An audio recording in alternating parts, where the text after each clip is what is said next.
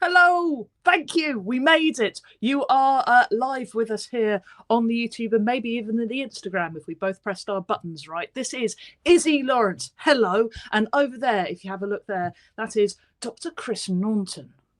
Hello, everyone. We are Talk Like an Egyptian, a podcast all about ancient Egypt. And already we have people saying hello. So if you're there, please say hello. So this is oh wow, there we go. But this is yes, all is good is basically what's happening. Izzy's pressing all the buttons while Chris looks confused and very cool. That's what's going on live. So we have people all the way from Australia. It must be late at night there.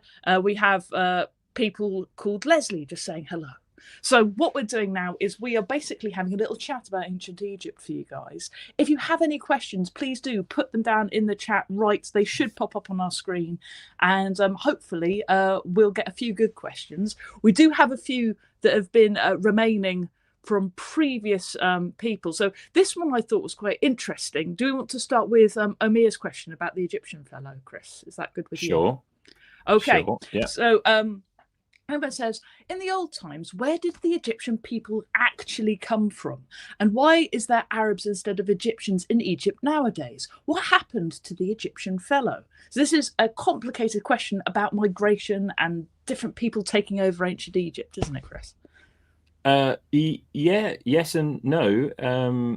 I mean, the people of ancient Egypt would have been people in the region of the Nile Valley who, prior to settling and forming a recognizable state, which we now refer to as ancient Egypt, would have pursued a probably kind of nomadic pastoral lifestyle, pursuing sources of food where they could. And they come to settle in the Nile Valley, but quite probably not from terribly far away.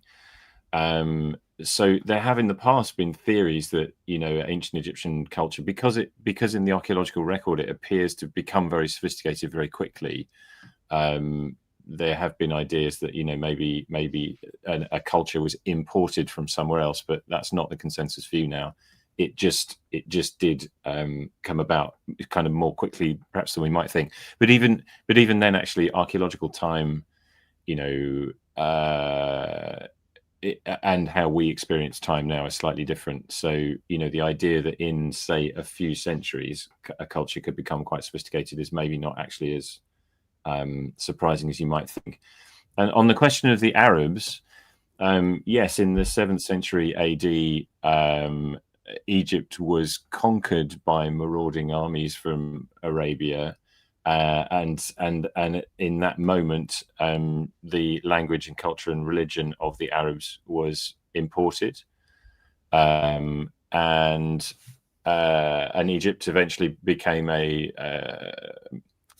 majority Muslim state, and that's the state that we know today. But the vast majority of the population in Egypt today is descended from the people who lived in the Nile Valley during the time of hieroglyphs and the pagan gods. So as far as one of my favourite things that you see in the British Museum are they've got these mosaics that they've got from Alexandria, and they're Roman, so they're everyday Romans, but they're from ancient Egypt. And if you look at the, racial makeup of the people there, it's exactly the same as it is today. They look identical. It's, they're just normal people going, hey, I'm a Roman. Yeah, exactly. So, I mean, I think if you imagine the sort of situation that we have here and that we've had in the past, there've been waves of migrating people coming over from mostly continental Europe, whether that's the Anglo-Saxons or the Huguenots or whoever. But it doesn't mean to say that these people entirely replace the population. They import aspects of their culture and generally assimilate, and then what you get at the end of it is a sort of product that's a mixture of pre-existing culture and newly imported ideas. Hence English is spoken in the UK, but also Welsh, Gaelic, Cornish, all Bit of of which Arabic. are, earlier languages. And okay, English came to be dominant, but in the same way as Arabic came to be dominant in Egypt. But it doesn't mean to say that, none of us has in any way any sort of genetic connection to the pre-existing British people. This is true. Right, here we go. We answered this one on the previous questions episode, but it's come up again. Time machine. Are you going to go back to your weird pots? So this is the. Sorry, I should read this for people who might be listening. If you could have one trip in a time machine, which time in ancient Egypt would you choose? So I would choose to go see a Spinosaur. That's what I'd do. Several million years ago. Which sounds pretty good. Yeah. And actually, there is a site in Egypt called Wadi El Hetan, which is the main attraction of going to which is either the very beautiful natural landscape or the fossils, fossil whales. But anyway, I'm sure that's not what the question is about. Tell them about your pots, your funerary pots. That's where you said you'd go in the previous time you answered this question. I'm going to change my mind. I'm going to go this week to Malkata at the end of Amenhotep III's reign to go and see what he was up to and what he was doing, because he was doing all sorts of nutty things and possibly being a bit of a lunatic. But it would be great to see that, because that part of the world, Malkata was a kind of palace city on the West Bank, close to his memorial temple, which is the biggest of the lot. And I'd like to see all the loony things that were going on there at that time. So there you go, Amy. End of the reign of Amenhotep III. So likes that bit. So did Amy? Did I see that Amy said me too? Yeah, she did. Excellent. We'll go together. Was it organise an AWT time travel trip? I'll be with the Spinosaurs on my own. Try not to look like a fish. So here we go. Let's try this one. Just one question. I read yesterday that the Khufu solar boat, the complete one anyway, had to have some wood segments remade from new wood. I was under the impression it was all well preserved. Was some of it damaged, Chris, over 2,000 years? Do we know? I don't actually know the answer to this, Lucas. Sorry, but I suppose that it's very possible. But even then, it wouldn't really change the big picture. I suppose that even if one or two parts of it, are a little newer, it's not the case that, say, a tiny few fibers of wood survived and all of the rest of it is a modern reconstruction. As far as I understand it, the vast majority of, if not the entire thing, is ancient, which is pretty nuts. Possibly. I'm sorry, I don't know the answer to that. But I would say, if so, it's still a astonishing thing. For anybody that doesn't know it, it's an actual great big boat that was buried in a specially cut boat pit at the Great Pyramid. There are actually two of them, and indeed there are similar boats elsewhere. But one of these has survived astonishingly well, and it was one of the last things to be moved into position in the Grand Egyptian Museum and unveiled, and I gather you can now see it again for the first time in a few years at the new museum. So that's good. Joanne, this reads a bit like it's written by a mother type figure rather than a sort of genuine fan. But will Chris be writing any more books? Will he? Will he actually knuckle down and write some books? I know. It's very nice of Joe to ask. I don't know. I'd like to. Well, I like the idea of it, but I don't know. I've just should I say this? I've just cancelled a contract to write a book because and I paid back the advance. Yeah, because I didn't want to do it. I've just got too much other stuff going on, and much as I would like to write another book, I also like an easy life. Well, I don't like an easy life, and I'm writing more books. Yeah, exactly. So you're writing about 15. Yeah, well, it's got nothing to do with ancient Egypt, but the Doomsday Cows is out in January. Should be released New Year's Day. and that's all about it's modern history because it's like 1086, but that'll be out soon. And also, if anybody knows any short people, my Time Machine Next Door books, there's 6 of them. You can get them. Make great stocking feathers guides. There you go. Real history, pedantic history. Plugs, right? Izzy has all the best ideas. That's also a problem that I have. You see, I would have loved to have written a book called Doomsday Cows. I just didn't think of it. Also, you'd be very disappointed by the lack of content about ancient Egypt in that. I mean, the only thing we mention quite a lot Christian religion, but not so much. Yeah, that would be a problem for me. Yeah, books have either got to be about ancient Egypt or maybe like the Smiths or something. Yeah, nice. This is a great question from Bernadette. I love your episodes. What do you guys think the next major discovery in ancient Egypt might be? Maybe another hidden tomb or something completely unexpected. What do you reckon? What are you hoping to discover? Thank you for listening, Bernadette. What am I hoping for? I mean, I think the easy but maybe slightly underwhelming answer would be that I'm certain that more tombs will be discovered because there are just parts of cemeteries that haven't been fully excavated, and they're pretty much bound to be. There are bound to be tombs. New tombs are being discovered. Maybe not quite all the time, but it's not unusual. So really, then the question becomes, how significant is that? And in the grand scheme of things, even when tombs are found to contain nice objects, pretty objects, coffins or whatever, human remains in some cases, that's very interesting, but it doesn't really change what we know very much.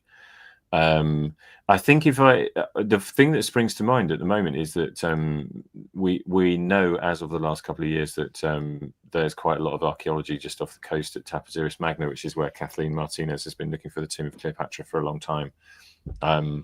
My personal view is that the tomb of Cleopatra is not likely to be there, but it is quite exciting that there's so much underwater, and we don't really know a lot about that yet. But she's working on this with a guy called Bob Ballard, who's the guy who located the Titanic. So he knows what he's doing with underwater investigations.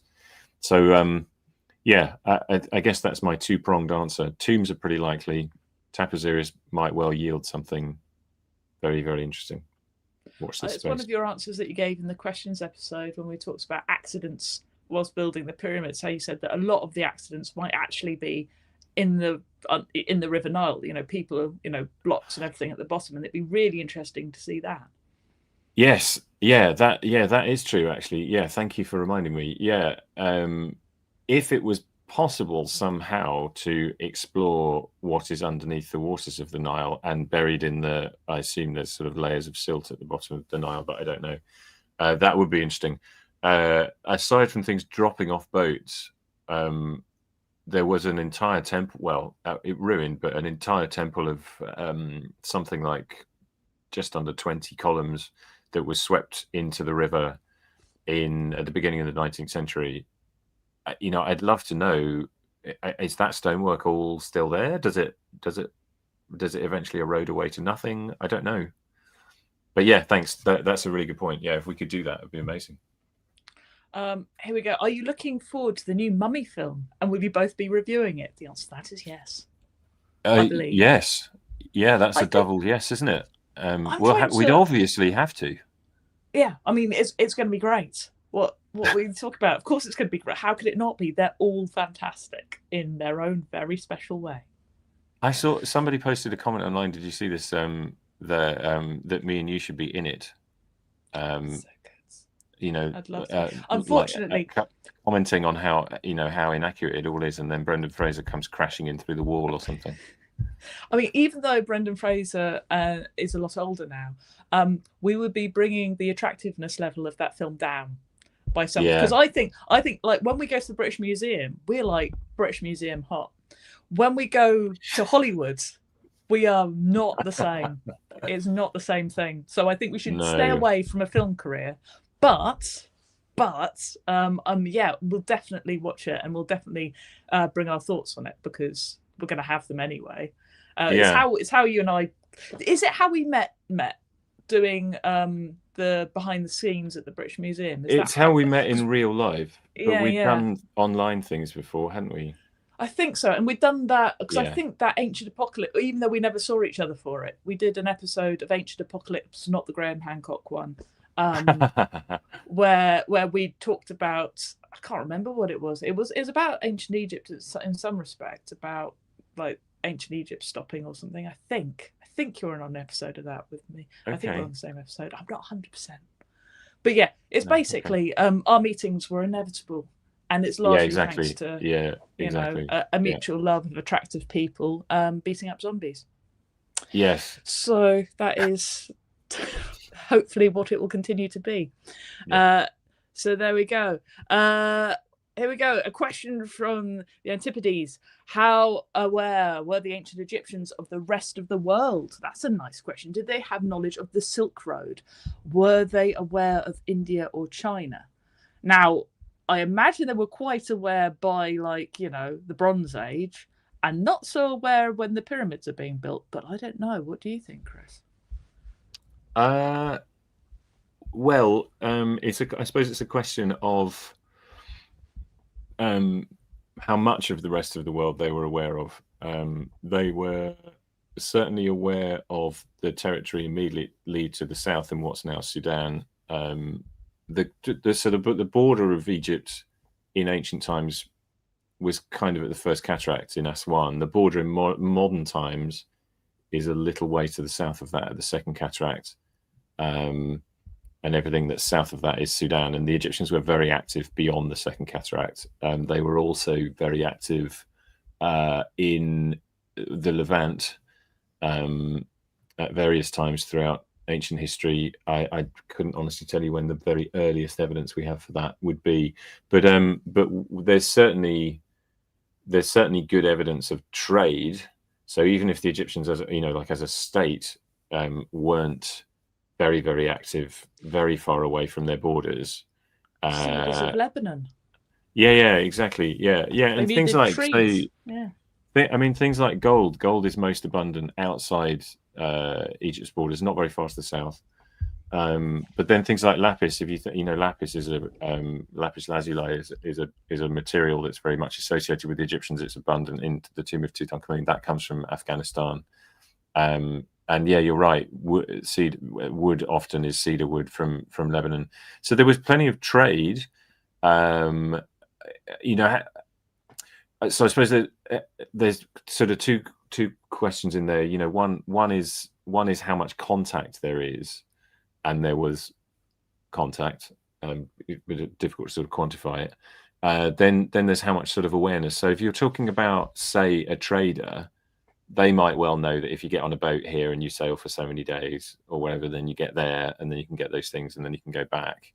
If you're talking about the average, farmer, the average farmer might never leave the village. So how aware would they be? Well, beyond this sort of vague notion that there are other places, funny people who dress funny and wear their hair and beards funny and speak funny and bring funny things in, not so much. And then there are it was just one other thing I just want to mention, which is that there is a very famous series of scenes in the Temple of Hatshepsut showing an exotic foreign land which the Egyptians call Punt or Punt. We don't exactly know where that was. So one of the great questions is, where was it? And depending on how far away you place it and where you place it, that has a big bearing on the Egyptians' ability to, for example, to sail across the Red Sea. So if Punt were to discover that Punt is actually it's somewhere in Saudi Arabia, then we know that they were able to get across the Red Sea, and that would be big because suddenly we would be thinking, okay, so where else might they have gone? But we can't resolve all of those questions. Didn't they go to get like garden stuff? Didn't they bring back a load of plants? Am I right in thinking that? Am I misremembering that? So can't we look at where those plants grow and make sort of like a good guess? Yes, and in fact, do I remember rightly that there are those trees that are planted in front of the Temple of Hatshepsut actually come from quite a long way away? I think So yeah, so to some extent you can be specific about things on that basis. And just actually to come back to the question, were they aware of India or China? I suspect, but people who are experts in trade might tell me otherwise. I suspect that India and China, for most of dynastic history, was probably a bit far away, except maybe for, I don't know, trade in certain things. But again, whether the Egyptians would have, to what extent they would have had much conception of where these things were coming from. I don't know about you, but when I think about these things, I think about the map of the world, and Egypt's here, and India's here, and China's here. The Egyptians wouldn't have conceptualized things like that. No, because they wouldn't have looked at, because it's this whole thing of looking at maps. Maps are quite a modern concept. Yeah. If you look at like medieval maps, Yeah. what you've got is a straight line of a road with all the cities dotted along. Or if you look at Yeah. a really like a Christian, like medieval Christian European map of the world, it's like Jerusalem in the center, and then right in the corner up here, there's England, just like this little slither. Yeah. England and Ireland's really Edge of the world. Yeah, Yeah, exactly.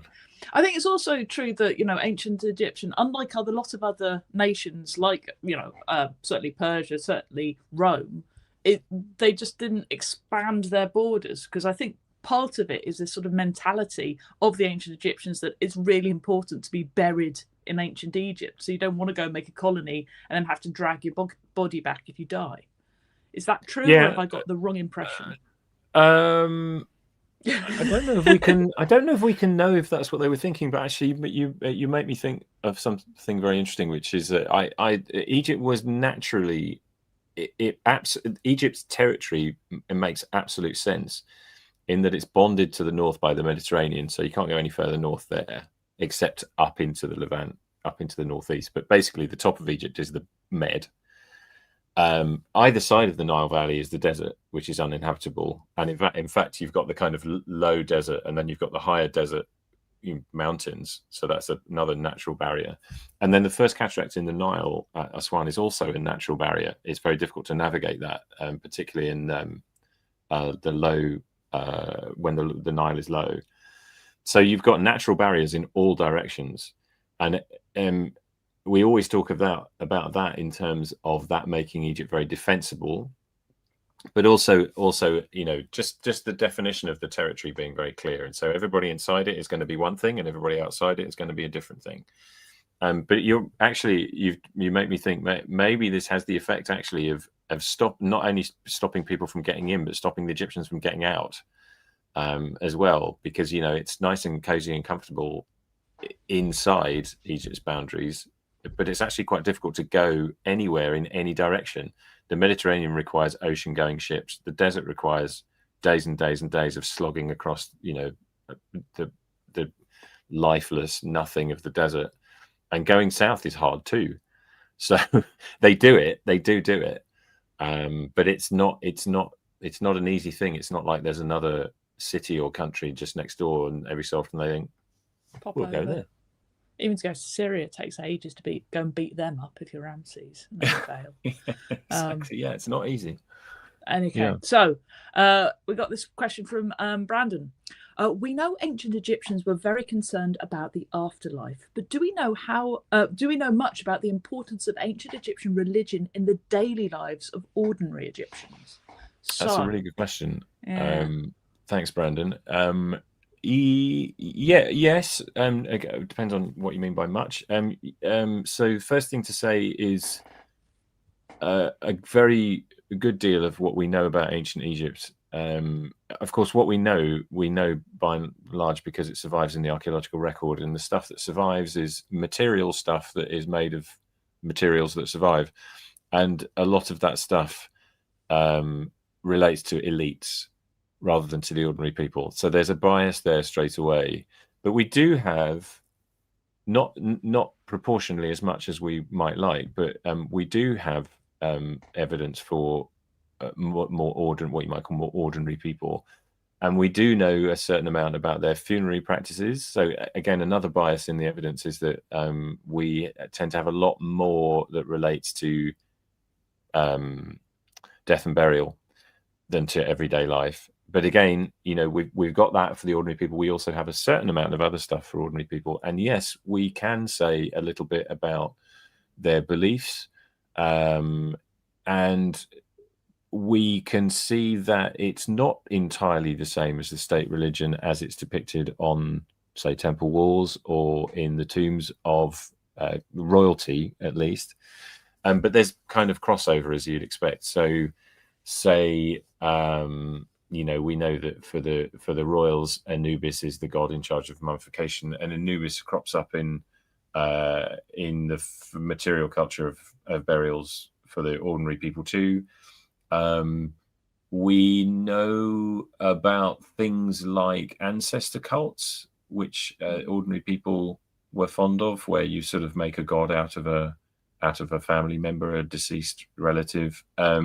We know that at Del Medina, the village of Del Medina, which is the village of the workmen who cut the tombs in the Valley of the Kings, they were particularly keen on the worship of Amenhotep I, who seems to have been their sort of patron saint, founder. And I guess if we knew much more about it, we would probably find that there's a kind of state religion, and then there is a related but not quite the same religion of the ordinary people, which reflects their concerns, and their concerns are different. The king has to meet the gods and battle the enemies, and ordinary people have to just ward off snakes and find a way of communing with grandma. Well, that's what I was thinking, is that you got almost all their medicine is that we know about is to do with spells, and as well as to do with actual sort of like herbs and whatever. But there are sort of spells that you do to get rid of scorpions around your bed and to make sure you don't. So I think the religion is, we sort of see religion as very separate from, science and everyday life, but I think it would just have been part of it. That's, we've had a party, better get the magician round to, bless the party and give him some drink and that sort of thing, and then send him on his way. That would have been, just what you do. I really like as well, you can get an idea of, like, I had to, for The Cursed Tomb, one of the books I wrote, which is historical fiction, guys. It's, largely born out of my head, Izzy's imaginings of it. But, for that, I set a scene at the Soka Spring Festival. And there are sort of little bits that you can get from here and there, like the fact that they wore onions, and the fact that they had it in a certain place by the river, and the god was dragged as though it, carried as though but it looked like he was rowing a boat and that sort of thing. So there are things, and people throwing seeds and scattering seeds, and all of this is got from sort of like depictions on tomb walls. But these celebrations, while they largely benefit the elite, it's the elite who get the first blessings, it's elite, all the local people are doing stuff, and I don't think they're being paid to do that. I think that's just part of what they're doing, maybe. Yeah, I don't think it's unreasonable to think that at least some of the things that, as you say, we're seeing on tomb walls, even if they're the walls of tombs that belong to people at the very top of society, that those are things that, I think it would be wrong to assume that those things didn't apply at all to the people lower down the social spectrum. And you're right. There were these big festivals, and those undoubtedly were things that people could participate in one way or another. Okay, so this is where we mentioned Cleopatra. I'm assuming we're meaning the 7th here. What are your thoughts on where Cleopatra's tomb might be? I mean, I'm gonna just be really controversial here and just go Rome. Nicked her body, got it. Take it back to Rome. Maybe had it on display to laugh at. It's not written about, but that's what I'd do if I was an evil Roman. If I was Octavius, wasn't it? Yeah. Well, I mean, actually, much as I laughed, in some ways, you've revealed the nub of the discussion here, because all the evidence we have, which is basically texts of writers like Strabo and others got writing. A lot of Australians listening, by the way. So Strabo, yeah. Okay, I'll leave the accents to you. Izzy, every time I read Strabo, I'm just like, that is a character from Neighbours, surely. My I see what you mean. So what we know of the tomb of Cleopatra is entirely derives from the accounts we have of her life and death. So that's not quite as good as having archaeological evidence. in some ways, or maybe it's just different. But anyway, all of those accounts suggest that the tomb is in Alexandria. She was having a tomb built for herself in Alexandria. Indeed, she did build it, and it was like this, and it was in the area of the Palaces district in Alexandria. And all of that is exactly what you would expect. The Alexandria was the capital city of the period. It had been for a couple of centuries by this point. We don't know of the whereabouts of any members of the Ptolemaic royal family, except, again, what we know from these accounts, which all suggest that they were buried in a mausoleum in the center of Alexandria. So basically, all the evidence we have says that it's in Alexandria somewhere. The likelihood, as I'm sorry to say, is that the tomb is destroyed, if not by war and invasion and marauding armies and that sort of thing, then by a tsunami that hit Alexandria in the 4th century AD. Well, maybe there were other seismic events too, but anyway, we shouldn't expect it to have survived. What you were saying, Izzy, about how maybe her body was carried off by the Romans who defeated her and Mark Antony, and maybe they made an example of her and paraded her around Rome and blah blah blah. That is the nub of the counter argument, is that there's no way she would have been allowed to be buried in her own tomb. For me, it's a better kind of historical archaeological way of looking at it to say this is the evidence we've got, and this actually matches what is quite likely. So therefore, it's probably there. We can't back that up with any evidence, but there is not a shred of evidence that the tomb is anywhere else either, and not even any of those accounts. So you also, if the tomb is in Rome, or it's in Tapazuris Magna, or it's somewhere else in Egypt, or the moon, or wherever, there is no evidence for that at all. There's only conjecture. Is somebody's going to clip that and it's going to say, Dr. Chris Naunton thinks that Cleopatra's buried on the moon. Yes, that'll be the thing. Or somebody will email Kathleen Martinez, who I know and am very fond of, and say Chris says this. Yeah, that'll be perfect. That'll make Chris. I think she knows that anyway. I think she knows that. Fine. It is. I was wondering whether, because obviously, do you reckon that the same mausoleum has Alexander the Great's remains in it? Yeah, that's what we're told. Yeah, that's absolutely right. Yeah, that's what we're told exactly. A mausoleum was built by Ptolemy IV. So says one of those writers whose name escapes me now. So Ptolemy IV, a mausoleum was built for Ptolemy himself and his forefathers, we're told. So we assume it's like a family tomb. And we are told that this is where Alexander's body was. And there are lots of accounts, actually, that talk about, usually the point the writers are trying to make is that such and such a highly regarded person that they're writing about, Julius Caesar is one, Hadrian is another, goes to visit the body of Alexander the Great, which you could do. It was maybe not everyone could do it, but it was a thing. It was possible to go and look upon the body. And in at least one case I can think of, Julius Caesar, I think, is then sort of said, would you like to see the Ptolemies as well? He goes, no, I don't want to see those, corpses. Why would I want to go and see those idiots? Because the Romans didn't like the Ptolemies.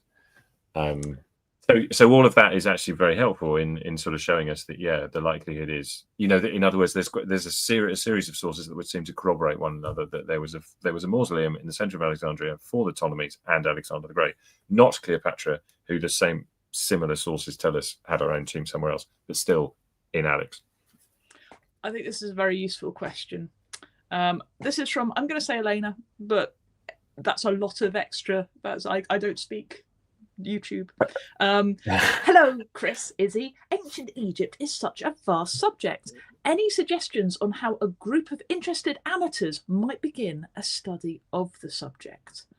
Go ahead. You know better than me. I would obviously. I think it's Awesome Egyptians is the Horrible Histories. It's a good place to start if you're. Also, obviously, The Cursed Tomb by Z. Lawrence, just for a bit of historical fiction. But where would you begin? Because it's a question I often get asked. Is like, what book would I pick up if I'd never picked anything up? He's going to look for it. He's looking around for it. There's it used to be. Sorry. Yeah. It used to be that we were all. This is when was I an undergraduate? Izzy? 30 years ago. we were all told, get Before- this, Atlas of Ancient Egypt, Yeah. which is brilliant. John Baines and Jaromir Malek. It's out of print now. You can still get copies, I think, online, and it's still very good. There isn't really a book. There's lots of text in it, but there's also lots of illustrations, and it's not a. I mean, you can probably tell from the size. It's not a sort of book that you keep by the bed, and it's not a page turner, but it's chock full of info. There isn't really anything like that that's superseded it. I'd say there's several approaches. Gosh, there's so much. It's really hard. I'd recommend. Yeah, sorry. Let me recommend. It's Bob Bryer, isn't it? Has got these lectures that he had. I think you can get them on Audible. I'm not sure if you can get them on YouTube. But Bob Bryer's got these, like, I can't remember what sort of lectures they are, but they're basically like, world series of lectures about a certain subject. You get these experts doing them. Yeah. And his ones are they're very edible. He goes through them chronologically. It's they're very good. I've also heard there's this guy called Dr. Chris Naunton who's got a very good YouTube. But let's not plug that too much. No. But yeah, as for books, it's hard to know the basic. I think so. I suppose. Yeah, I think if so, Elena, thanks so much for the question. Thanks for listening. I think maybe a book club might be a good idea. I mean, dare I say it? My Searching for the Lost Tombs of Egypt book is specifically about lost tombs, but it does draw in lots of other stuff, and it's meant to be a book that's accessible to the general reader. There are quite a lot like that are essentially about a specific topic within Egyptology, but which, in order to make them make sense for general readers, draw in lots of other things. And I would say, contrary to people's sort of expectations generally, Wikipedia is a really good source of information for ancient Egypt, and it's generally very reliable, and it's also, there are lots of references in there. So I would be inclined to suggest pick a book that looks really sort of interesting and something that you could go to town on. The Lost Tombs thing, again, sorry to be plugging my own book, but I guess it was written for a general audience, and there are lots of jumping off points. So I'm just going to make you read what Joanne's just said. She says, "Been yeah, trying to I would love to do set it. Your own course up." I'd love to do it. I just just got I'll try and get around to it. Jason, but there's so I think you need a way in. There's so ancient Egyptology is so vast. You just need a way in. So the way in might be hi Leo.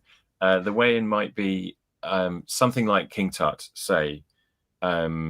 King Tut you can treat that as a discrete subject. You can treat it as a single individual or a single reign, a single very short period in history, but actually it draws in lots of other things. So it might lead you to the Valley of the Kings and the tombs of the other kings there, and those other kings and their lives. And you won't be able to find a book on, say, every king from the 18th dynasty or every king from the New Kingdom, but there are books on quite a number of them, and you'll be able to find a Wikipedia page for all of them. And that will give you a sense of, which, say, kings or reigns or periods there's lots about. So, you want to know a lot about Seti II, you'll probably find not so much. If you want to know a lot about Ramesses II, wow, loads of books, loads of information, loads of stuff. Well, here you are clanging all these names, and that brings on to, Cosmo wants to know, Dr. Norton, can I ask you who your favourite pharaoh is and why? And why is it Akhenaten?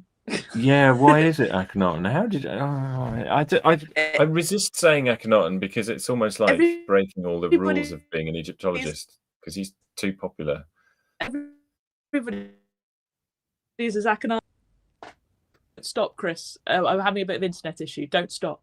When I go, they can still see you. Go. Okay. So it's yeah.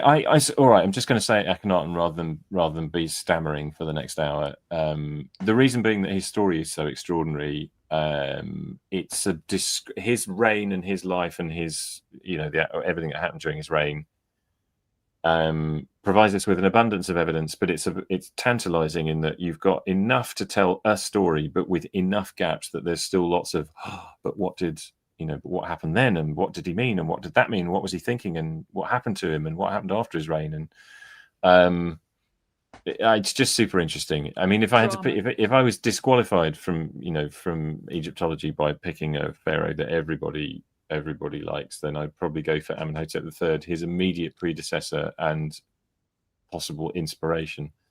And that's actually back to that earlier question about if I could time travel, where would I go? I was going to the Palace of Malkatra of Amenhotep III. So that period when things start to go, in the archaeological record, everything is very spectacular, but it's spectacular in a kind of unusual and weird way. So there we go. I'm going to vote for Hatshepsut, simply because also lots of drama there.